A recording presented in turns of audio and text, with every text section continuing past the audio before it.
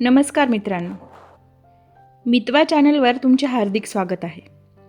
कथेचं नाव आहे उंबरठ्या पलीकडचं सुख.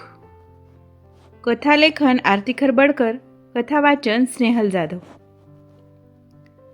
सुधाला एका मोठ्या घरातले स्थळ आले तेव्हा तिच्या माहेरी सगळेच आनंदाने हरखले होते. दिनकरच्या घरचे लोक म्हणजे मोठं प्रस्थ होतं. गावी त्यांचे मोठे वाड्यासारखे घर होते. दिनकरला आणखी 3 भाऊ होते. दिनकरपेक्षा मोठा एक भाऊ आणि 2 भाऊ अजून लहान होते. सुधा कासखेडीसारख्या एका छोट्याशा गावात राहणारी एक साधी, कष्टाळू आणि स्वाभिमानी मुलगी होती. तिच्या डोळ्यात मोठी स्वप्न नव्हती, पण छोट्या छोट्या आनंदाने भरलेलं आयुष्य तिला हवं होतं. आईवडिलांनी तिला खूप संस्कार दिले होते. घर सांभाळणं म्हणजे फक्त चूलमूल नाही, तर नात्यांना जपणं असतं हे तिच्या आईने तिला लहानपणापासून शिकवलं होतं.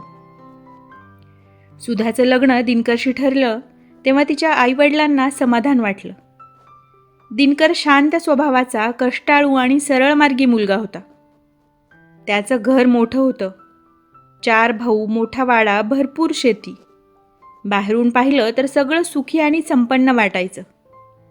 पण प्रत्येक मोठ्या वाड्याच्या भिंतीमागे काही न सांगितलेले हुंदके लपलेले असतात. त्याचे इथे सुद्धा अशा काही गोष्टी घडत होत्या ज्याची सुधाला अजून कल्पनासुद्धा नव्हती. लग्नाच्या दिवशी सुधा लाल साडीत खूप सुंदर दिसत होती. तिच्या डोळ्यात नव्या संसाराची स्वप्न होती. दिनकर आणि सुधाचे लग्न तिच्या वडिलांनी त्यांच्या ऐपतीपेक्षा जास्त थाटामाटात लावून दिले. डोळ्यात अनेक स्वप्न घेऊन ती दिनकरच्या घरी आली. मोठ्या दारातून आत येताना तिने उंबरठ्याला नमस्कार केला. घरात मोठे दीर रामभाऊ आणि त्यांची बायको कमला यांचंच राज्य होतं. कमला अंगाने जाडजूड, बोलण्यात करारी आणि नजरेत नेहमी संशय असलेली बाई होती. घरात सगळे तिला वहिनी म्हणत असले तरी तिच्यासमोर कोणी जास्त बोलत नसे. वहिनीसोबत हसून बोलणे तर दूरच, पण तिच्यासमोर बोलण्याची सुद्धा तिच्या दिराची हिंमत होत नसे. पहिल्याच दिवशी सुधाला जाणवलं की घरात काहीतरी वेगळं आहे. रात्री जेवताना रामभाऊ वरच्या जागेवर बसले होते. बाकी 3 भाऊ खाली शांतपणे जेवत होते. कमला सगळ्यांना वाढत होती, पण तिच्या चेहऱ्यावर प्रेम नव्हतं तर हुकुमशाही होती. दिनकर उद्या सकाळी 5 वाजता उठायचं आहे. ऊसाच्या फडात पाणी सोडायचं आहे, रामभाऊ कठोर आवाजात म्हणाले. हो दादा, दिनकर लगेच म्हणाला. सुधाला आश्चर्य वाटलं. इतकी मोठी शेती, 4 भाऊ, पण नुकत्याच लग्न झालेल्या भावाला लगेच कामाला सुद्धा लावले यांनी. दुसऱ्या दिवशी पहाटे ती उठली तेव्हा दिनकर आणि त्याचे 2 लहान भाऊ आधीच तयार झाले होते. त्यांनी चहा घेतला आणि शेतीकडे निघाले. कमला मात्र निवांत बसून केस विंचरत होती. सुधा, आधी सगळी भांडी घास, मग झाडलोट कर, नंतर जनावरांना चारा टाक, ती गोड बोलत म्हणाली. सुधा काही न बोलता शांतपणे कामाला लागली. दिवसभर काम करून संध्याकाळी दिनकर परत आला तेव्हा त्याच्या चेहऱ्यावर प्रचंड थकवा होता. रोज हेच घडत होतं. दिनकर आणि त्याचे 2 भाऊ शेतीत राबत सकाळपासून ते संध्याकाळपर्यंत शेतातच असायचे. मोठे दीर रामभाऊ मात्र सतत काही कामासाठी शहरात जायचे, नाहीतर घरी आराम करायचे. मोठी जाऊ कमलासुद्धा सुधाला सकाळपासून कामाला जुंपायची. आता तर सुधा दिनकरसोबत कधीमधी शेतातील कामे करायला सुद्धा जायची. लग्नानंतर पहिल्या सणाला सुधाला माहेरी जायचे होते. तेव्हा तिने दिनकरला थोडे पैसे मागितले. तेव्हा दिनकर म्हणाला, अगं पैसे वहिनीला माग ना, सगळा हिशोब वहिनीकडेच असतो आपल्या घराचा. वहिनीला कशाला मागायचे? मी तुमची जबाबदारी आहे तर पैसे सुद्धा तुम्हालाच मागेल ना, सुधाने आश्चर्याने विचारले. दिनकर थोडा शांत झाला. दादा सगळा हिशोब ठेवतात, मग तुम्हाला पैसे हवे असल्यास गरज पडली की ते देतात, दिनकर म्हणाला.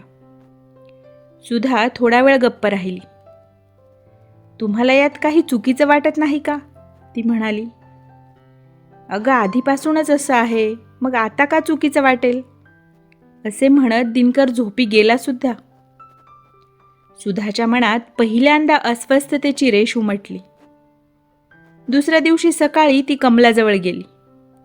वहिनी, मला थोडे पैसे पाहिजे होते. कमलाने वर खाली पाहिलं. आत्ता कशाला? घरातच तर असतेस तू. तुला काय काम पडलंय पैशाचं? सणाला माहेरी जायचं आहे, तर हातात काही पैसे असावेत म्हणून. उगाच खर्च वाढवू नकोस. माहेरी पैसे द्यायची पद्धत नाही आपल्यात.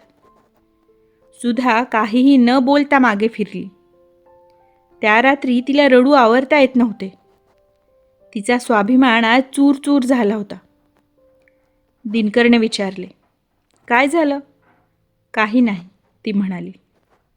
पण तिच्या डोळ्यातलं दुःख लपलं नाही. तुला काही हवं होतं का? तो हळू आवाजात म्हणाला.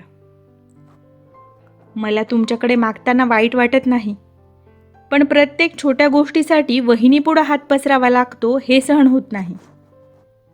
दिनकर शांत झाला. त्याच्याकडे उत्तर नव्हतं, कारण तो स्वतः अनेक वर्ष तेच सहन करत होता.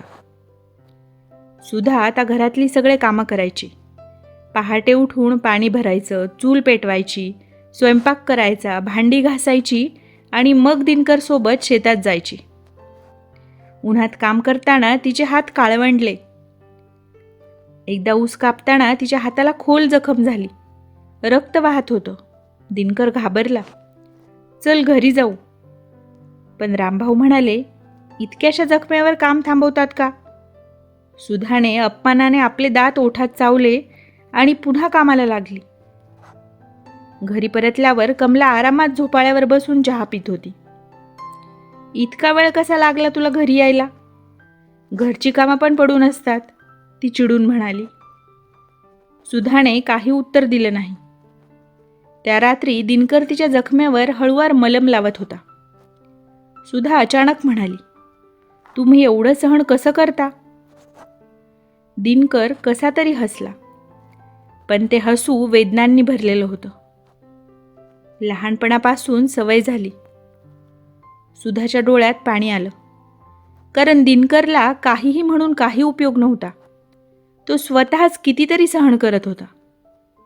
तिला त्या माणसाची कीव आली जो स्वतःच्याच घरात मजुरासारखा जगत होता. काही महिन्यांनी सुधाला दिवस गेले. तिच्या चेहऱ्यावर हलकं समाधान दिसू लागलं. दिनकर सुद्धा खूप खुश झाला. आपलं बाळ येणार, तो आनंदाने म्हणाला. पण घरात तो आनंद फार काळ टिकला नाही. सुधाला आंबट गोड खावंसं वाटायचं. एकदा तिने कमलाला विचारलं, वहिनी, थोडी चिंच आहे का? कमला लगेच म्हणाली, सगळं संपवशील तू. दिवस गेले म्हणजे रोज वेगवेगळे हट्ट करायलाच हवे असे नाही. जर आवर घाल जिभेला. यावर सुद्धा मन मारून गप्प बसली. तिला नंतर कळलं की कमला कपाटात खाऊच्या वस्तू लपवून ठेवते. एका दिवशी तिने कपाट उघडताना पाहिलं. त्यात तूप, साखर, सुकामेवा, बिस्किटं सगळं भरलेलं होतं. हे सगळं तिच्या नवऱ्या आणि मुलासाठी तिने राखून ठेवलं होतं. हे पाहून सुधाच्या डोळ्यात पाणी आलं. ती स्वतःसाठी काही मागत नव्हती, पण तिच्या पोटात वाढणाऱ्या लेकरासाठी तरी थोडं प्रेम मिळेल अशी अपेक्षा होती. 9 महिने तिने खूप कष्टात काढले आणि शेवटी तिला मुलगा झाला. तिला खूप आनंद झाला. दिनकरच्या डोळ्यात सुद्धा आनंदाश्रू आले होते. माझा बाळ, तो लेकराला छातीशी धरून म्हणाला. पण कमलाच्या चेहऱ्यावर फार काही आनंद नव्हता. आता काही दिवस सुद्धा घरचे काम करू शकणार नाही याचे तिला वाईट वाटत होते. सुधा पहिल्या बाळंतपणासाठी माहेरी गेली होती. काही दिवस माहेरी राहून पुन्हा आपल्या सासरी परतली. तिथे पुन्हा मुलाच्या गरजेच्या वस्तूसाठी वहिनीपुढे सतत हात पसरावे लागायचे. मुलासाठी डायपर हवे हे सांगितल्यावर हे शिल्लकचे चोचले आहेत आणि यासाठी पैसे खर्च करायचे नाही हे मोठ्या कठोरपणे सांगितले होते कमलाने. एके दिवशी सुधा म्हणाली, वहिनी, बाळाला अंगावरचे दूध जरा कमी पडत आहे. बाळासाठी थोडं दूध बाजूला ठेवत जा. कमला चिडली, दररोज दूध, साखर एवढं परवडत नाही. सुधाला धक्का बसला. घरात 3 गायी होत्या, तरी तिच्या लेकराला दूध मिळत नव्हतं. त्या रात्री तिने उपाशी पोटी मुलाला मिठीत घेऊन खूप रडली. दिनकरला सुद्धा हे कळाल्यावर स्वतःचा तिरस्कार वाटत होता. दिनकर बाहेर अंगणात बसला होता. त्याच्या डोळ्यातही अश्रू होते. मी बाप असून माझ्या मुलासाठी दूध आणू शकत नाही, तो स्वतःलाच दोष देत होता. एके दिवशी दुपारी सुधा स्वयंपाक करत होती. बाळ सतत रडत होतं, म्हणून सुधाने एका कपात थोडं दूध घेऊन त्याला प्यायला दिले. तेवढ्यात कमला आली. कोणी सांगितलं दूध बाळासाठी वापरायला? बाळ खूप रडत होतं, सुधा म्हणाली. तुझं लेकरू म्हणजे घरावर ओझं आहे का? उगाच खर्च, कमला रागाने म्हणाली. सुधाचा संयम तुटला.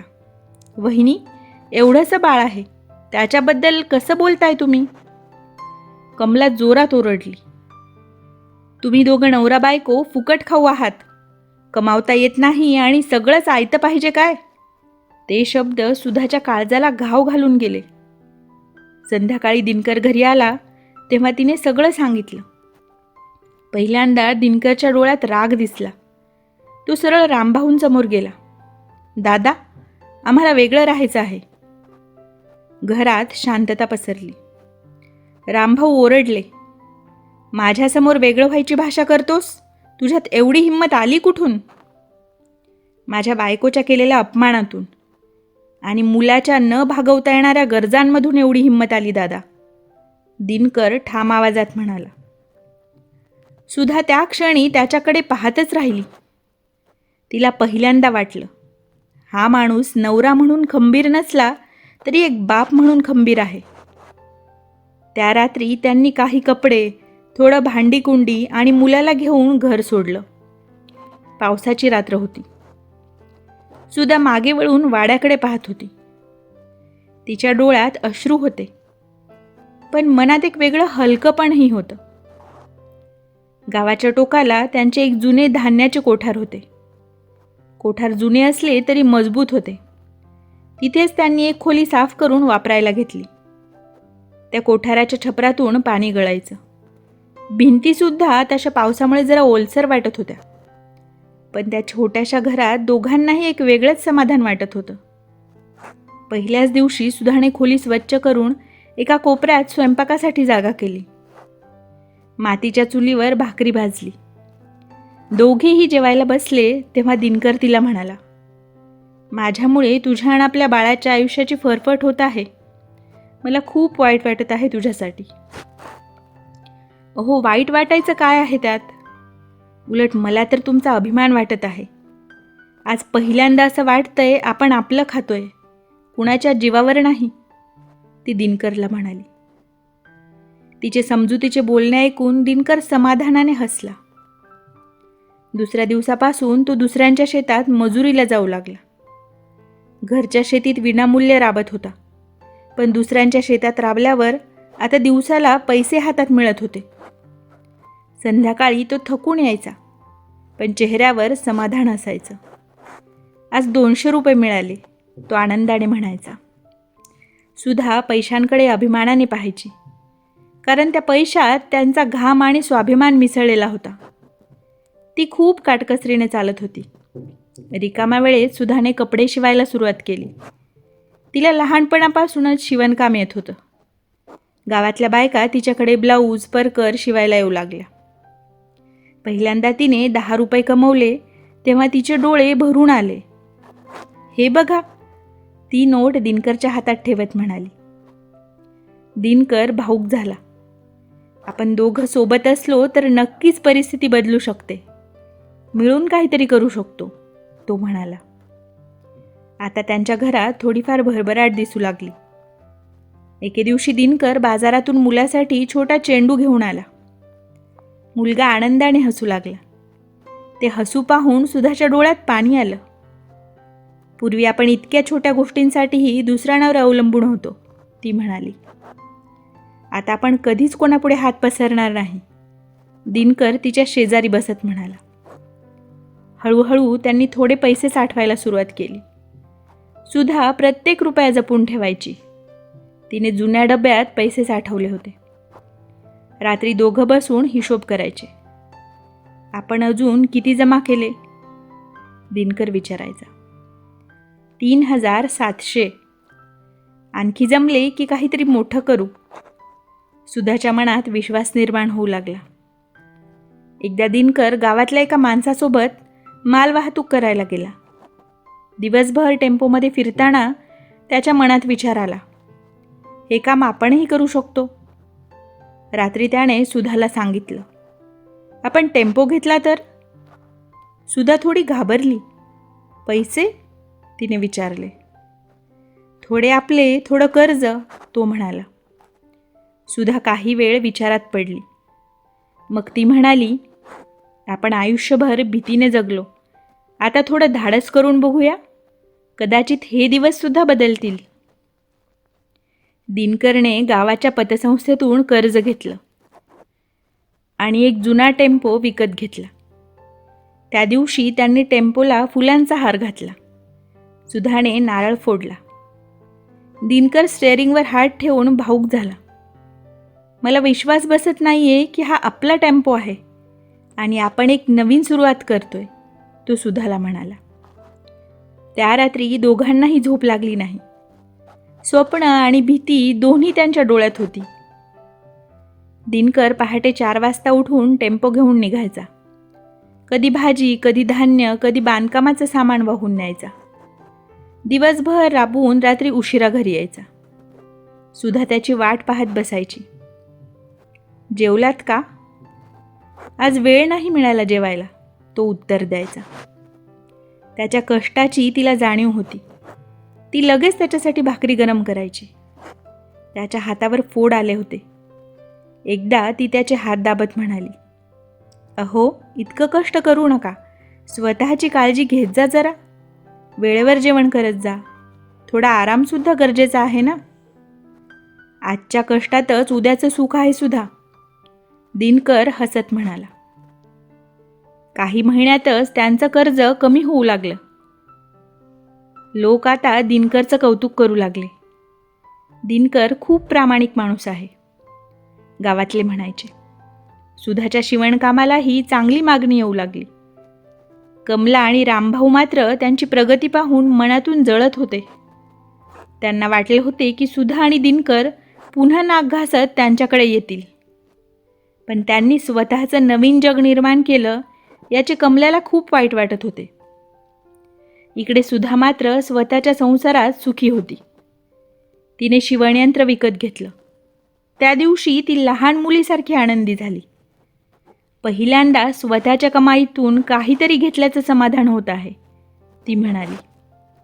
2 वर्षात त्यांनी पहिलं कर्ज फेडलं. त्या दिवशी दिनकर पतसंस्थेतून बाहेर आला तेव्हा त्याच्या डोळ्यात अश्रू होते. आज आपण कुणाचे देणेकरी नाही, तो म्हणाला. सुधाने देवापुढे दिवा लावला. देवा, हे सुख टिकू दे, आमच्या कष्टाला फळ दे. काही दिवसांनी दिनकरने दुसरा टेम्पो घेतला. आता त्याच्याकडे 2 चालक कामाला होते. घरात पैसे येऊ लागले. मुलगा शाळेत जाऊ लागला. पहिल्या दिवशी शाळेचा गणवेश घालून तो उभा राहिला तेव्हा सुधा रडू लागली. का रडतेस? दिनकरने विचारले. ती हसत म्हणाली, माझ्या लेकराला चांगलं शिकवता येतंय, एवढंच पुरेसं आहे. 4 वर्षात त्यांची परिस्थिती पूर्ण बदलली. गावात त्यांनी मोठा प्लॉट घेतला. नवीन घर बांधायला सुरुवात झाली. सुधा रोज बांधकाम पाहायला जायची. इथे देवघर, इथे मुलाची खोली, ती उत्साहाने सांगायची. दिनकर तिच्याकडे पाहून समाधानाने हसायचा. इकडे दिनकरच्या 2 लहान भावांची लग्नसुद्धा झाली होती. सुधा आणि दिनकरसुद्धा त्यांच्या लग्नात मागचं सगळं विसरून सहभागी झाले होते. लहान दिरांनी मात्र कमला वहिनीची वागणूक पाहून लग्न झाल्यावर लगेच शेती आणि घरात स्वतःचा वेगळा हिस्सा मागितला आणि वेगळे झाले. दिनकरच्या घरची वास्तुशांती केली. त्या दिवशी गावभर जेवण दिलं. कमला आणि रामभाऊंना स्वतः निमंत्रण देऊन आले, पण ते काही आले नाहीत. तिचे 2 लहान दीर मात्र स्वतःच्या बायकांसोबत आले होते. त्यांना पाहून सुधाला आनंद झाला होता. सुधाने उंबरठ्यावर सुंदर रांगोळी काढली. नव्या घरात पहिलं पाऊल ठेवताना ती प्रचंड भावूक झाली. तिला त्या रात्रीची आठवण झाली जेव्हा ती पावसात जुन्या वाड्यातून बाहेर पडली होती. आज तिचं स्वतःचं घर होतं, त्यांच्या स्वाभिमानातून बनलेलं घर. एक दिवस कमला त्यांच्या घरी आली. तिच्या चेहऱ्यावर पूर्वीसारखा रुबाब नव्हता. रामभाऊंची शेती आता तोट्यात गेली होती. घरात भांडणं वाढली होती. कमला मोठ्या हॉलमध्ये बसली होती. तिने आजूबाजूला पाहिलं. सुंदर फर्निचर, स्वच्छ घर, आनंदी वातावरण. सुधा तिला चहा घेऊन आली. कमलाचे डोळे खाली गेले. तू खूप मोठी झालीस बघ, ती हळू आवाजात म्हणाली. सुधा शांतपणे हसली. मोठं घर बांधलं, पण मी अजूनही तुमच्यापेक्षा लहानच आहे वहिनी, वयाने सुद्धा आणि मानाने सुद्धा. मी तुमच्याशी खूप चुकीचं वागले. हे बोलताना कमलाच्या डोळ्यात पाणी आलं. क्षणभर शांतता पसरली. सुधाने तिच्या हातावर हात ठेवला. जे झालं ते बरंच झालं वहिनी. त्या दिवसांनी आम्हाला जगायला शिकवलं, त्यामुळेच आम्ही एवढं काही करू शकलो आयुष्यात. हे ऐकून कमला रडू लागली. तिला आयुष्यात पहिल्यांदा स्वतःच्या वागण्याची लाज वाटत होती. त्या रात्री सुधा अंगणात बसली होती. आकाशात चांदणं पसरलं होतं. दिनकर तिच्या शेजारी येऊन बसला. काय विचार करतेस? आपल्या जुन्या दिवसांचा, ती म्हणाली. वाईट दिवस विसर आता सुधा, दिनकर म्हणाला. नाही, ते दिवस विसरून कसे चालेल? तेच दिवस आपल्याला घडवून गेले, नाही का? दिनकर तिच्याकडे पाहत राहिला. तू नसतीस तर मी कधीच उभा राहिलो नसतो, सुधा हळूच म्हणाली. आणि तुम्ही नसता तर मला स्वाभिमानाचं आयुष्य मिळालं नसतं. दोघेही शांतपणे चांदणं पाहत बसले. त्यांच्या आयुष्यात खूप संघर्ष होता, पण त्या संघर्षातून जन्माला आलेलं सुख खूप खरं होतं.